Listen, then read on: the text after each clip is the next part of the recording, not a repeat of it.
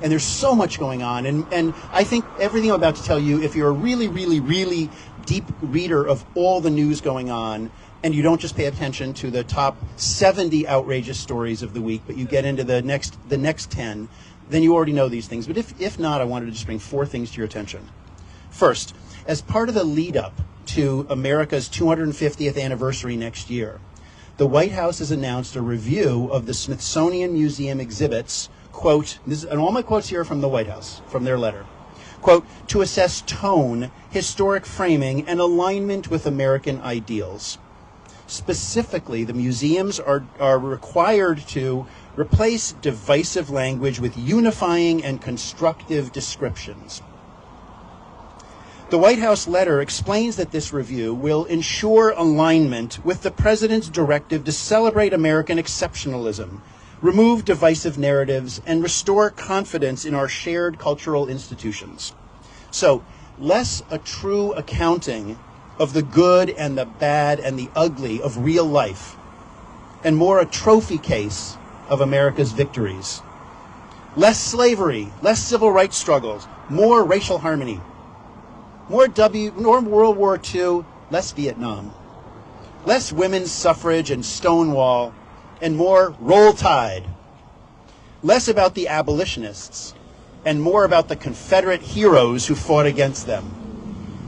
We've already seen one example.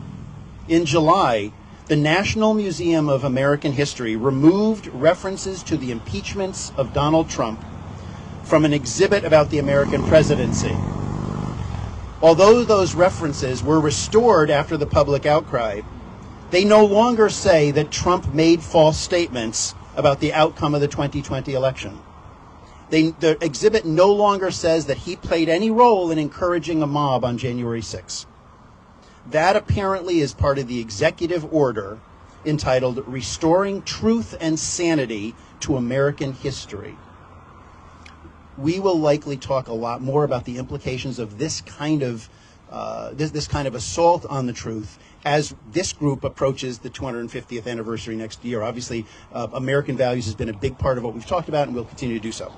Second thing that happened this past week, after previous meddling with private universities, public universities, private law firms, private businesses, governmental figures in charge of reporting labor statistics, and many others, the list grew longer this past week, with the president's call on Goldman Sachs to replace its leading economist because he predicted negative results, inflation, and slower economic growth as consequences of the president's tariffs. So another assault on the truth and a warning to those who would dare to try to tell the truth.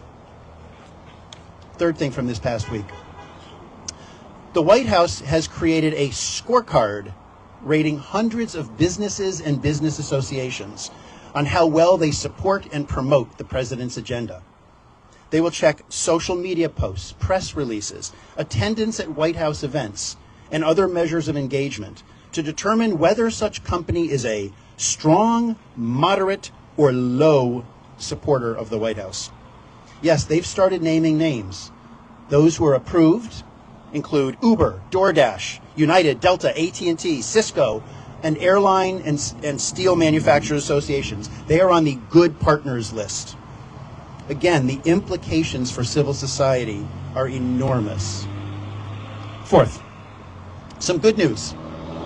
All 32 NFL teams will continue their on-field social justice messaging for the 6th straight season. Yep, as long as we've been out here. With end zone messages that look like Justice Southbury signs, such as end racism and stop hate and choose love and it takes all of us and inspire change. So thanks to the NFL, but watch this space for future developments because you know that they will be in the crosshairs. So I said 4 things you might not have noticed, but we've all noticed what's been happening in Washington, D.C. the past couple of weeks. Where our daughter Grace lives very peacefully and happily, because of what the president claims is the total lawlessness, bloodshed, bedlam, and squalor of our capital city. Parts of that city are now patrolled like a war zone. Those parts, by the way, are generally the higher profile tourist spots rather than the higher crime areas. Now, we shouldn't fall into the trap of just citing the reports which prove that violent crime is down in Washington, D.C., so why do you have to do this? Because crime is still a problem.